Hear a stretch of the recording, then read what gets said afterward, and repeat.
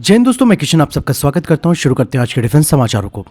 दोस्तों 2026 में भारत अपनी मिलिट्री ताकत को एक नए लेवल पर ले जाने के लिए तेजी से मॉडर्नाइजेशन कर रहा है। इस बार फोकस रहेगा बड़ी रक्षा खरीद, देश में प्रोडक्शन और एआई जैसी एडवांस टेक्नोलॉजी पर काम करना। दरअसल सबसे बड़ी उपलब्धियों में शामिल होगा रशिया से S-400 एयर डिफेंस सिस्टम की फाइनल डिलीवरी लेना, 114 मल्टी रोल फाइटर एयरक्राफ्ट की बड़ी डील करना, इसके अलावा रक्षा बजट में 13% की बढ़ोतरी करना ताकि आधुनिक हथियार और प्लेटफॉर्म्स तेजी से खरीदे जा सके। यही नहीं, इसके अलावा ब्रह्मोस एक्स मिसाइल को भी 2026 तक मैक 4.5 की हाइपरसोनिक स्पीड तक पहुंचाने पर काम चल रहा है। इंडियन एयरफोर्स और इंडियन नेवी दोनों के लिए कई बड़ी खरीद प्रक्रियाएं चल रही हैं, जिससे भारत की एयर और नेवल स्ट्राइक क्षमता मजबूत होगी। साथ ही 2026 तक इंटीग्रेटेड थिएटर कमांड भी स्थापित हो रहा है, जिससे दो फ्रंट युद्ध जैसे हालात में कमांड और कंट्रोल बेहतर हो सके। और नौसेना 2026 तक 80,000 करोड़ रुपए के 4 लैंडिंग प्लेटफॉर्म डॉक्स जहाजों के लिए कॉन्ट्रैक्ट को फाइनल करेगी, जिससे कि भारत की एम्फीबियस क्षमता काफी मजबूत हो जाएगी। यहाँ पर दोस्तों एआई का इस्तेमाल काफी तेजी से बढ़ेगा, जिसमें कि target tracking, predictive maintenance, intercept management और अनमैन्ड एरियल सिस्टम का कंट्रोल ये पूरी तरीके से एआई बेस्ड रहेगा। और साथ ही भारतीय सेना तेजी से यूएवीएस, रोबोटिक्स और ऑटोनॉमस सिस्टम्स को भी अपना रही है। भारत साइबर वॉरफेयर और इलेक्ट्रॉनिक वॉरफेयर में भी बड़े लेवल पर इन्वेस्टमेंट कर रहा है। और ये नहीं दोस्तों, एनटीआरओ और DIA advance cyber defence units को डेवलप कर रहे हैं। डीआरडीओ की शक्ति जैमिंग सिस्टम जैसी टेक्नोलॉजी भारत की इलेक्ट्रॉनिक्स डोमिनेंस को और मजबूत कर रही है। मतलब साफ है कि 2026 तक भारत की सैन्य क्षमता स्वदेशी उत्पादन, एआई बेस्ड सिस्टम्स और हाईटेक हथियारों के साथ मजबूत और आत्मनिर्भर रक्षा शक्ति बनाने की दिशा में और तेजी से आगे बढ़ने पर रहेगा।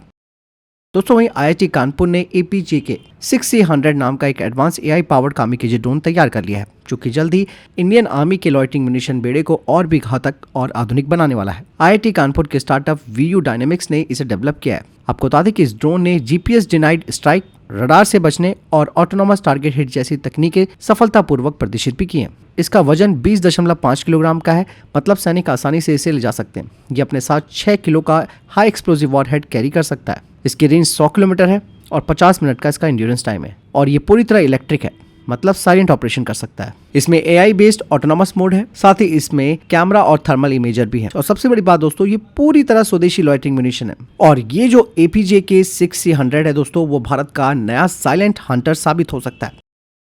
वही दोस्तों भारत की नई AK-203 राइफलों के लिए अब एक पूरी तरह स्वदेशी टेलीस्कोपिक साइट तैयार हो चुकी है। इंडिया ऑप्टो लिमिटेड ने IOL TS-203 नाम की एक LPVO साइट को डेवलप किया है, जो 2026 के मध्य तक सेना को मिलना शुरू हो जाएगी। इस साइट का सिक्किम के हाई एल्टीट्यूड इलाकों और राजस्थान के गर्म रेगिस्तानी रेंज पर कठोर और रियल बैटल लेवल पर परीक्षण पूरी तरीके से सफल रहे हैं। और ये AK-203 की 7.62 × 39 mm बैलिस्टिक्स के हिसाब से डिजाइन की गई है। और ये पूरी तरह 200 स्वदेशी निर्माण है। आपको बता दें कि भारतीय सेना ने 85,000 यूनिट्स का पहला ऑर्डर भी दिया है। सप्लाई जून 2026 से शुरू होगी। अब तक AK-203 में जो विदेशी साइट्स लगी थी, उसे अब धीरे धीरे बदला जाएगा। मतलब AK-203 की दोस्तों आखिरी इंपोर्टेड चीज को अब स्वदेशी बना लिया गया है। और इसकी लागत भी दोस्तों 48,000 पर यूनिट है, मतलब विदेशी साइट से लगभग आधी कीमत। और इस नई साइट के आने से AK-203 राइफल अब पूरी तरह मेड इन इंडिया बन गई है।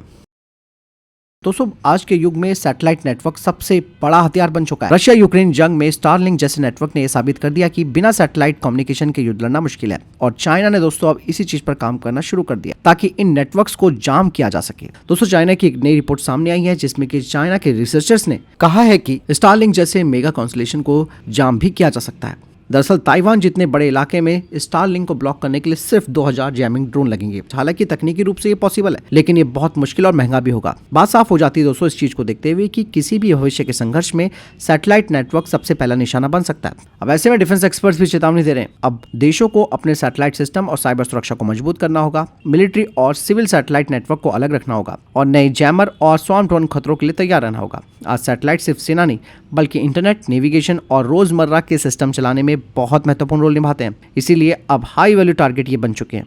और इवन दोस्तों यहाँ पर चाइना, अमेरिका, रशिया और भारत एंटी सैटेलाइट हथियारों का परीक्षण कर चुके हैं, जो बताता है कि स्पेस अगला युद्ध क्षेत्र बनेगा। इसके अलावा दोस्तों भारत के 5th generation stealth fighter jet AMCA को लेकर भी एक बड़ी अपडेट सामने आई है। दरअसल हैदराबाद की DMRL लैब ने AMCA के लिए एक बहुत मुश्किल और भारी titanium part rear fin root fitting ADA को सौंपा है। और यह हिस्सा विमान की पूंछ यानी कि वर्टिकल फिन को पीछे वाले फ्यूजलाज से जोड़ता है। उड़ान के दौरान इसी हिस्से पर दोस्तों सबसे ज्यादा प्रेशर, गर्मी और कंपन पड़ता है, क्योंकि ये इंजन के बिल्कुल पास होता है। अब तक भारत इतना बड़ा और जटिल टाइटेनियम पार्ट खुद नहीं बना पाता था। DMRL ने एक नहीं बल्कि 2 अलग टेक्नोलॉजी तैयार की है। जिसमें कि इन्वेस्टमेंट कास्टिंग जिसे कि पीटीसी इंडस्ट्री लखनऊ ने डेवलप किया है, हॉट हैमर फोर्जिंग जिसे कि SIFL केरल ने तैयार किया। दोनों पार्ट इतने अच्छे से बने हैं कि सभी टेस्ट बिना एक भी गलती के पास हो गए। अब इन्हें AMCA के स्ट्रक्चरल टेस्ट और आगे चलकर फ्लाइंग प्रोटोटाइप में लगाया जाएगा। इसका वजन लगभग 80 किलोग्राम है। इन चीजों को देखते हुए बात साफ हो जाती है कि भारत अब बड़े टाइटेनियम एयरफ्रेम पार्ट खुद बना सकता है। इससे AMCA प्रोजेक्ट तेजी से आगे बढ़ेगा, इंपोर्ट पर भी निर्भरता कम होगी।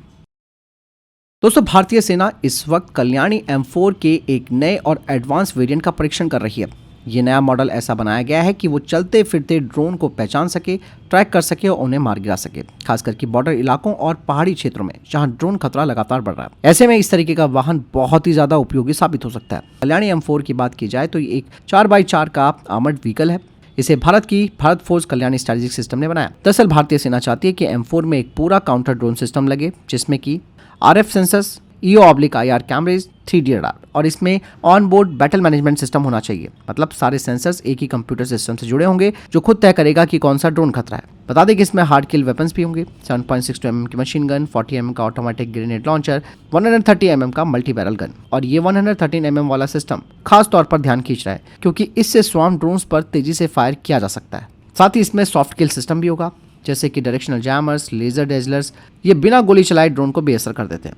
ये पूरा सिस्टम नई और पुरानी दोनों M4 गाड़ियों पर लगाया जा सकता है और इससे उन वाहनों को भी अपग्रेड मिलेगा जो पहले से राष्ट्रीय rifle, Assam rifle, mechanised infantry के यूनिट्स में काम कर रहे हैं। सेना के अधिकारियों के अनुसार ये गाड़ी रोड ओपनिंग पार्टियों, क्विक रिएक्शन टीम और काफिलों के लिए बहुत बड़ा फोर्स मल्टीप्लायर बनेगा।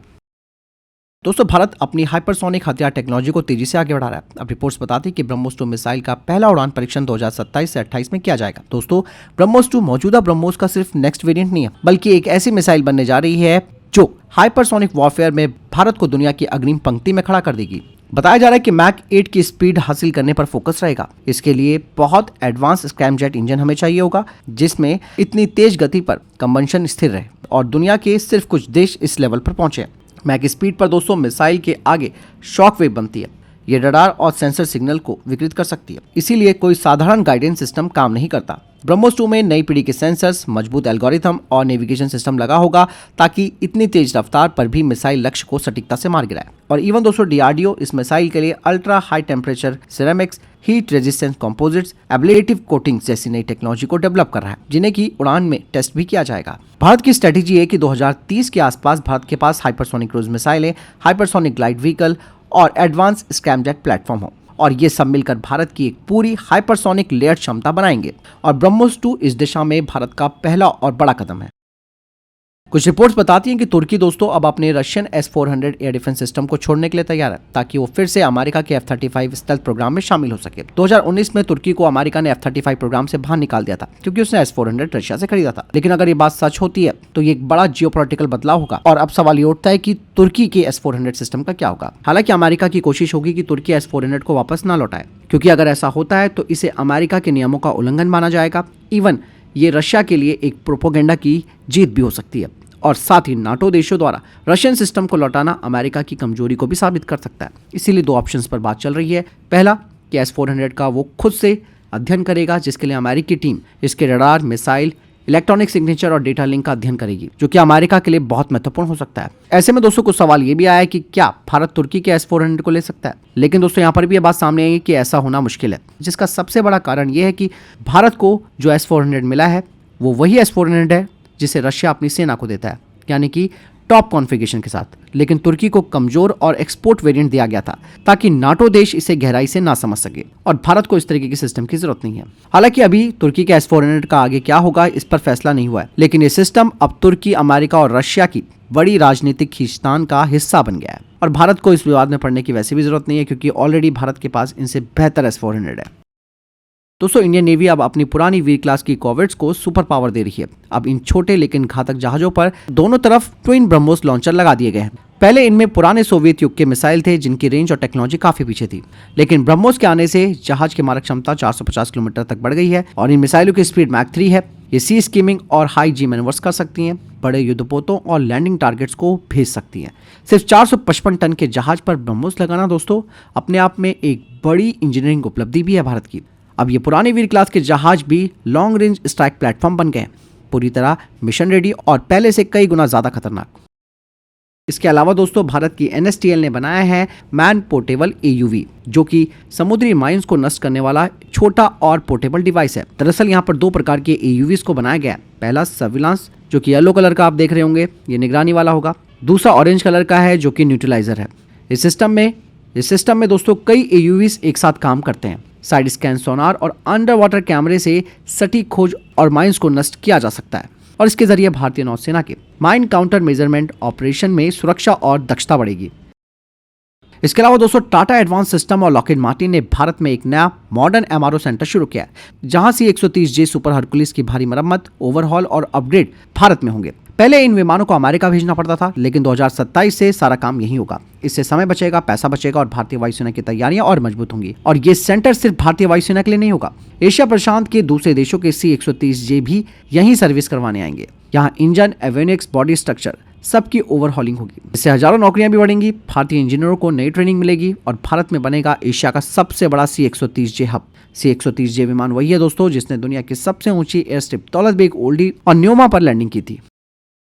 इसके अलावा चीनी J-15 फाइटर जेट्स ने जापानी F-15 पर 2 बार फायर कंट्रोल रडार लॉक कर दिया। इससे जापान भड़क गया, क्योंकि ये हवा में बंदूक तानने जैसा सीधा खतरा माना जाता है। और इस तरीके के लॉक होने से दोस्तों दूसरे फाइटर जेट में अलार्म बजता है और पायलट को लगता है कि उसके ऊपर मिसाइल फायर होने वाली है।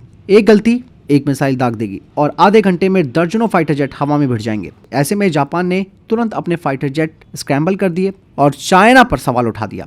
जापान ने कहा कि यह घटना ओकिनावा के पास 2 बार हुई, हालांकि कोई चोट नुकसान नहीं हुआ, लेकिन ये बहुत ही सीरियस मामला है। वहीं दूसरी तरफ चाइना कह रहा है कि जापान तथ्यों को तोड़ मरोड़ कर पेश कर रहा है, उसके फाइटर जेट्स केवल ट्रेनिंग में थे। और दोस्तों चाइना इसलिए भी पंगे ले रहा है क्योंकि हाल ही में जापान के प्रधानमंत्री ने कहा था कि अगर चीन ताइवान पर हमला करेगा तो जापान भी सैन्य कार्रवाई कर सकता है। इसके बाद दोनों देशों के बीच बयानबाजी और टकराव लगातार बढ़ रहा है। तो फिलहाल इतने के टॉप डिफेंस अपडेट। वीडियो के सामने कोई प्रश्न जवाब है आपको कोई सवाल कमेंट सेक्शन में लिखकर जरूर पूछेगा। वीडियो को लाइक और शेयर कीजिएगा। जय हिंद, वंदे मातरम।